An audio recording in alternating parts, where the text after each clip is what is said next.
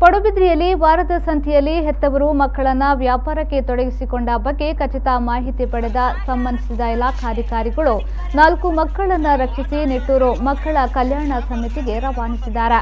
ಈ ಬಗ್ಗೆ ಮಾತನಾಡಿದ ಜಿಲ್ಲಾ ಮಕ್ಕಳ ರಕ್ಷಣಾಧಿಕಾರಿ ಸದಾನಂದ ನಾಯ್ಕ ಅವರು, ಕೋವಿಡ್ ಹಿನ್ನೆಲೆಯಲ್ಲಿ ಮಕ್ಕಳ ಹಿತದೃಷ್ಟಿಯಿಂದ ಸರ್ಕಾರ ಮಕ್ಕಳನ್ನ ಮನೆಯಲ್ಲಿ ಸೇಫ್ ಆಗಿ ಇರಬೇಕೆಂಬ ನಿಟ್ಟಿನಲ್ಲಿ ಶಾಲೆ ಆರಂಭಿಸಿಲ್ಲ. ಆದರೆ ಇತ್ತೀಚಿನ ದಿನಗಳಲ್ಲಿ ಮಕ್ಕಳು ಮನೆಗಿಂತ ಬೀದಿ ಸುತ್ತುವುದೇ ಅಧಿಕವಾಗ್ತಾ ಇದೆ.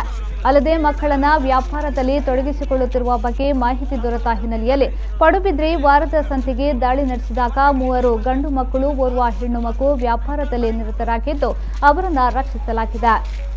ಈ ಮಕ್ಕಳನ್ನ ನಿಟ್ಟೂರು ಮಕ್ಕಳ ಕಲ್ಯಾಣ ಸಮಿತಿಗೆ ಹಸ್ತಾಂತರಿಸಲಾಗುವುದು. ಈ ಬಗ್ಗೆ ಸ್ಥಳೀಯ ಪೊಲೀಸ್ ಠಾಣೆಗೆ ಪೂರಕ ಮಾಹಿತಿಯನ್ನ ನೀಡಿದ್ದು, ಅವರಿಂದ ಮಕ್ಕಳ ಹೆತ್ತವರು ಮಾಹಿತಿ ಪಡೆದ ಮಕ್ಕಳು ಶಾಲೆಗೆ ಹೋಗುತ್ತಿರುವ ಬಗ್ಗೆ ಪೂರಕ ದಾಖಲೆ ಸಹಿತ ಆಧಾರ್ ಕಾರ್ಡ್ ಪ್ರತಿ ತಂದು ಮಕ್ಕಳನ್ನ ಕರೆದುಕೊಂಡು ಹೋಗಬಹುದು. ಮುಂದಿನ ದಿನಗಳಲ್ಲಿ ಈ ಪ್ರಕ್ರಿಯೆ ಮುಂದುವರಿಸಿದಂತೆ ಅಲ್ಲಿ ಹೆತ್ತವರಿಗೆ ಪರಿಪೂರ್ಣ ಮಾಹಿತಿಯನ್ನ ನೀಡಲಾಗುವುದು. ಇದು ಮಕ್ಕಳ ಹಿತಕ್ಕಾಗಿ ಹೆತ್ತವರಿಗೆ ಜಾಗೃತಿ ಮೂಡಿಸುವ ಕಾರ್ಯಕ್ರಮವಾಗಿದ್ದು, ಈ ಬಗ್ಗೆ ಪೋಷಕರು ಮಕ್ಕಳ ಬಗ್ಗೆ ಜಾಗೃತಿ ವಹಿಸುವಂತೆ ಸೂಚಿಸಿದ್ದಾರೆ.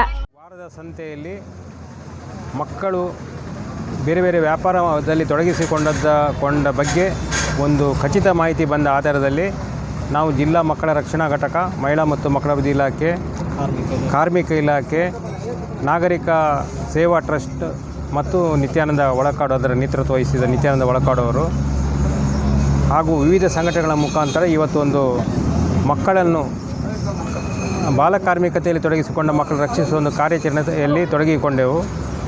ಇದರಲ್ಲಿ ಇವತ್ತು 3 ಮಕ್ಕಳು ಗಂಡು ಮಕ್ಕಳು, ಆಮೇಲೆ 1 ಹೆಣ್ಣು ಮಗು ವ್ಯಾಪಾರ ಮಾಡೋದ್ರಲ್ಲಿ ನಾವು ತೊಡಗಿಸಿಕೊಂಡಿದ್ದರು. ಇವ್ರನ್ನೆಲ್ಲ ನಾವು ರಕ್ಷಿಸಿ ನಿಟ್ಟೂರಿನ ಮಕ್ಕಳ ಕಲ್ಯಾಣ ಸಮಿತಿಯ ಮುಂದೆ ಹಾಜರುಪಡಿಸುತ್ತಿದ್ದೇವೆ. ಇಲ್ಲಿ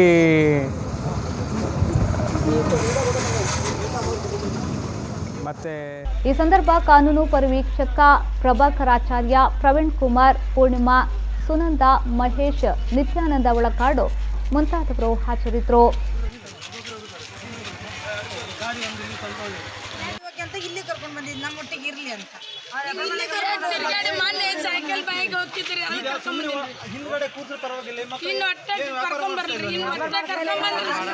ಕೆಲಸ